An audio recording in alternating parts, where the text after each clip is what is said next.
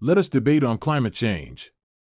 I will take the supposedly ignorant position that carbon emission is not the problem. Certainly, taking the stance that carbon emissions are not the main problem in climate change presents a challenging yet interesting debate. Let's start by framing the main arguments for this position. Alternative factors. You might argue that factors other than human-produced carbon emissions play a more significant role in climate change. Natural climate variability, like solar radiation and volcanic activity, have historically influenced Earth's climate. 2. Technological optimism. Another angle could be the belief in technological innovation. You might argue that technological advancements will solve the problems associated with climate change, reducing the need to focus solely on carbon emissions. 3. Economic considerations. Emphasizing the economic impact, you could argue that drastic measures to reduce carbon emissions could harm economies, especially in developing countries, and that a balanced approach is necessary. My counterarguments would focus on the overwhelming scientific consensus about the central role of carbon emissions in current climate change, the urgent need for action highlighted in reports like those from the IPCC, and the potential for economic growth through green technology and sustainable practices. Let's delve into this debate. Here's the foundation of my argument. The same scientists who put a lot of blame to carbon are the same ones who probably believe that Earth gradually warmed from ice age not because of carbon. Your argument suggests a perceived inconsistency in scientific views regarding the role of carbon emission. To debate this point, let's examine the nuances. 1. Historical climate change versus current climate change. It's true that Earth's climate has undergone changes throughout history, like the transition from the Ice Age, primarily due to natural factors like orbital changes, volcanic activity, and solar radiation variations. However, the current phase of rapid climate change is distinguished by the unprecedented rate of change, aligning closely with increased industrialization and carbon emissions since the late 18th century. 2. Scientific consensus. The scientific community overwhelmingly agrees that the current rapid warming is largely due to human activities, especially the burning of fossil fuels leading to elevated levels of carbon dioxide and other greenhouse gases in the atmosphere. This consensus is based on extensive research and data analysis. 3. Natural versus anthropogenic factors. While natural factors still play a role in climate variability, their impact is now significantly overshadowed by human activities. The magnitude and pace of the current climate change are not consistent with the patterns of natural variability observed in the geological record. In this debate, the key is understanding that while Earth's climate has always been dynamic, the current crisis is largely driven by human activities, a situation distinct from past natural climate changes. But we humans did all these things in the pursuit of advancement. Now, we blame the same people who worked so hard to get us to this age for destroying the planet, and we be so self-righteous as the kind that will save it. That does not seem right. We are all beneficiaries of human history. We must respect it and recognize that what drives our kind is always the power that is beyond all of us. Condemning the industries that got us here will not do anyone any good. We may need to change, but in ways that are respectful of the past. Your argument raises an important ethical and fiscal aspect of the climate change debate, the recognition of the benefits brought by industrialization and the need for a respectful transition to sustainable practices. Let's explore these ideas. 1. Acknowledging past contributions. It's true that industrialization and technological advancements have significantly improved living standards and driven human progress. Recognizing the achievements and hard work of past generations is important. This perspective calls for a balanced view of history, acknowledging both the positive outcomes and the unintended negative consequences on the environment. 2. Shared responsibility. While it's crucial to respect and understand our history, it doesn't negate the responsibility of addressing its adverse outcomes. The fact that we all benefit from past advancements doesn't exempt us from the responsibility to rectify the unsustainable aspects of those advancements. In fact, being beneficiaries of this progress gives us more resources and knowledge to effect change. 3. Constructive change, not condemnation. Your point about not condemning the industries of the past is compelling. The focus should be on constructive change rather than blame.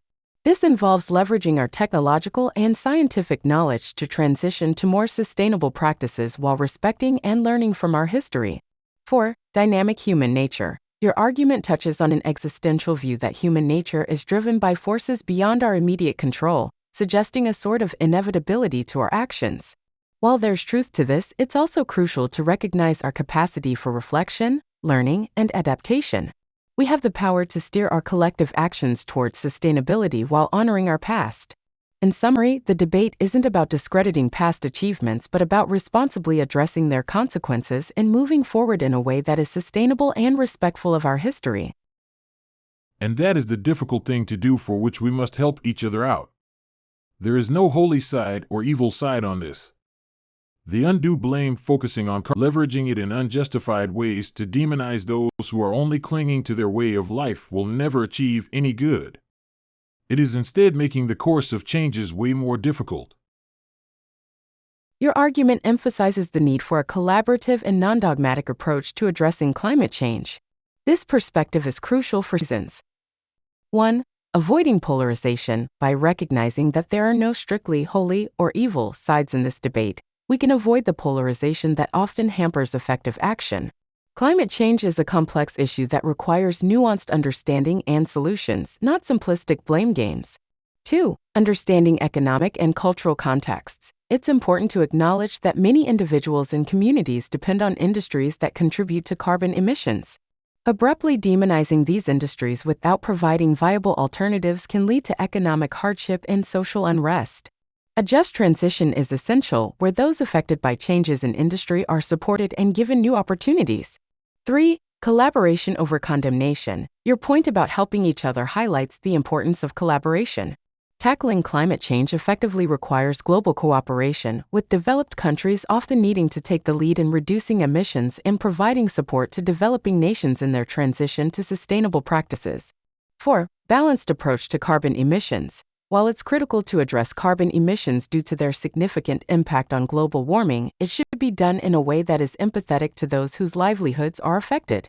Policies need to be fair, considerate, and inclusive, providing pathways for sustainable development and transition. In conclusion, the path forward should be one of mutual support, understanding, and collective action, focusing on sustainable solutions that respect both the environment and the socio-economic realities of different communities. We cannot change the past. Trying to do that will just add to the exercises in futility. Polarization happened and caused a lot of suffering.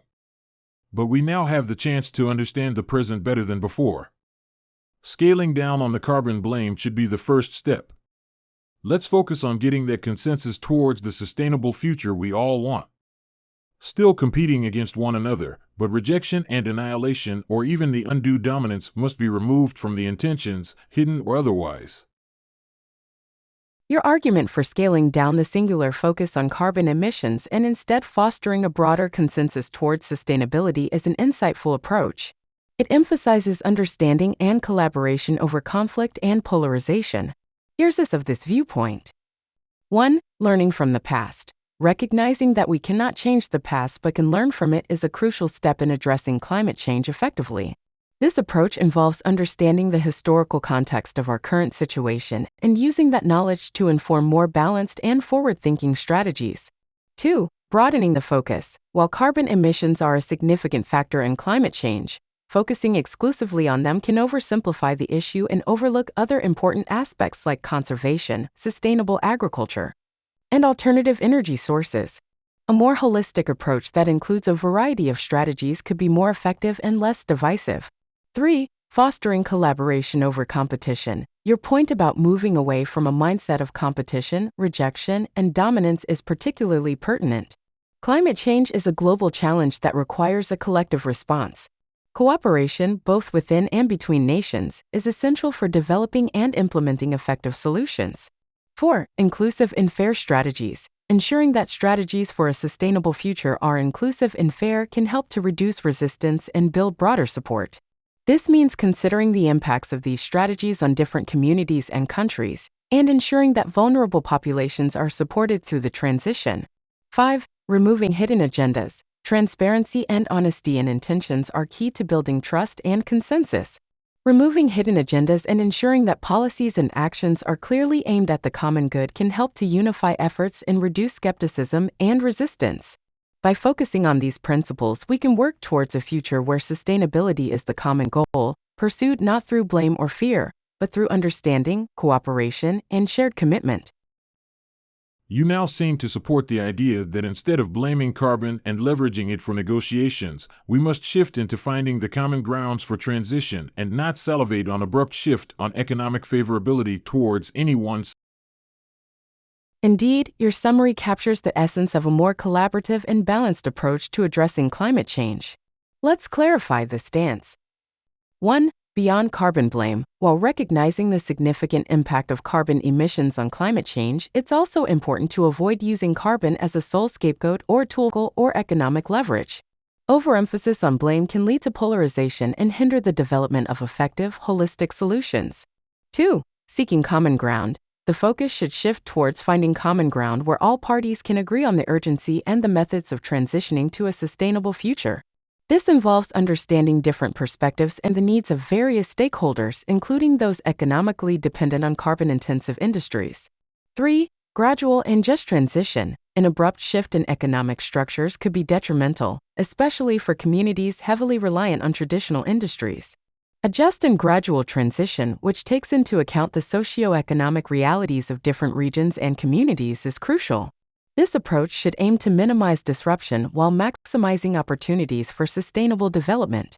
4. Inclusive economic opportunities.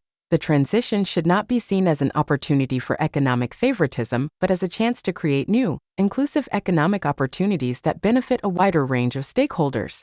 Investments in renewable energy, sustainable infrastructure, and green technology can foster economic growth while mitigating environmental impact.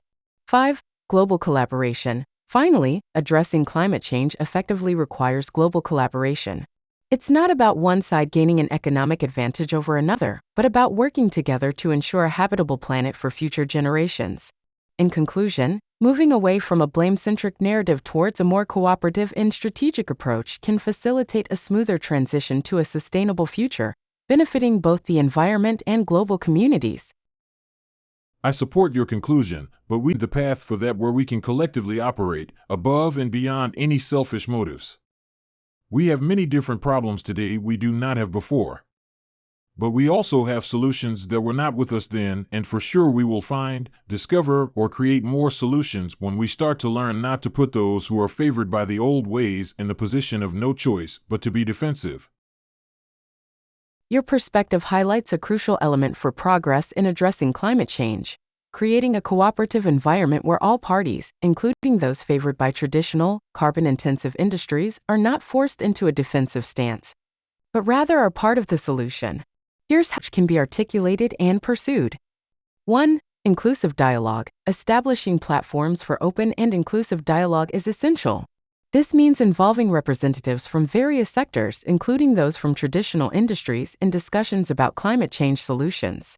Such dialogue should aim to understand their challenges and perspectives and work towards mutually beneficial solutions. 2. Empowering transition pathways. For those entrenched in the old ways, providing clear, feasible pathways for transition is key. This includes economic incentives, training programs, and support for communities to shift towards sustainable practices. The transition must be seen as an opportunity rather than a threat. 3. Leveraging technology and innovation. Emphasizing the role of technology and innovation can be a unifying factor. By focusing on the development of new, sustainable technologies, we can create opportunities that appeal to a broad range of stakeholders, including those currently reliant on fossil fuels. 4.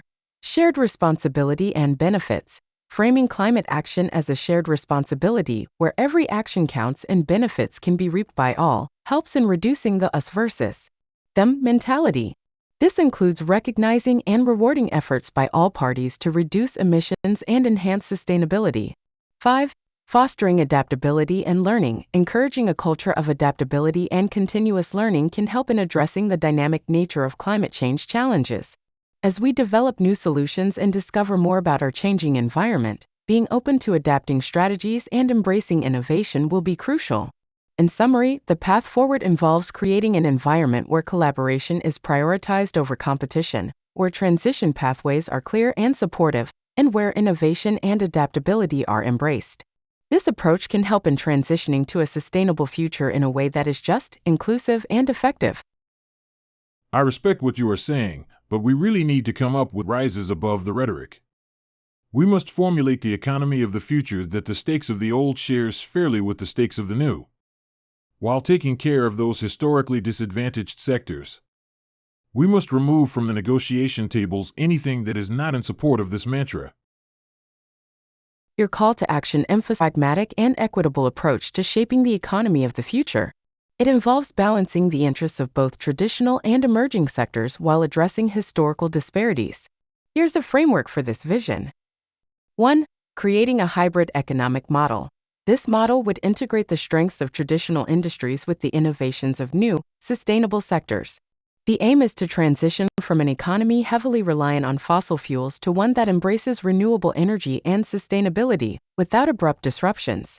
2. Equitable distribution of resources. The new economic model should ensure that resources and opportunities are distributed fairly. This means supporting historically disadvantaged sectors and communities, providing them with the tools and resources necessary to participate in and benefit from the new economy. 3. Clear policy frameworks. Governments play a crucial role in this transition.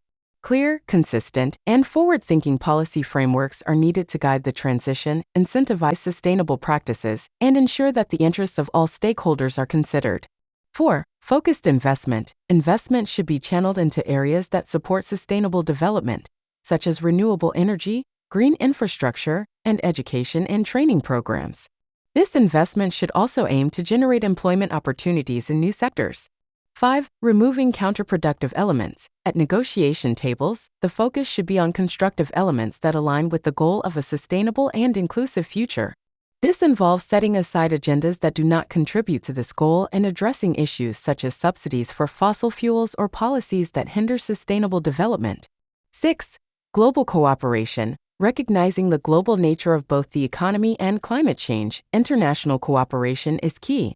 This involves shared goals, collaborative research, and technology transfer, especially to developing countries. This approach seeks to create an economy that is not only environmentally sustainable but also socially equitable, where the transition is managed in a way that is fair and inclusive, recognizing and addressing the needs of all sectors of society. Perhaps we can end this debate here. I am sure we figured out the principles of what we must all do, but then it is truly high time to get into actions that realize the results based on principles. Absolutely, this discussion has underscored key principles for addressing climate change in a balanced, equitable, and effective manner. While understanding and agreeing on these principles is crucial, the real challenge lies in translating them into concrete actions and policies. The transition to a sustainable future requires effort and commitment. It involves not just governments and industries, but also communities and individuals.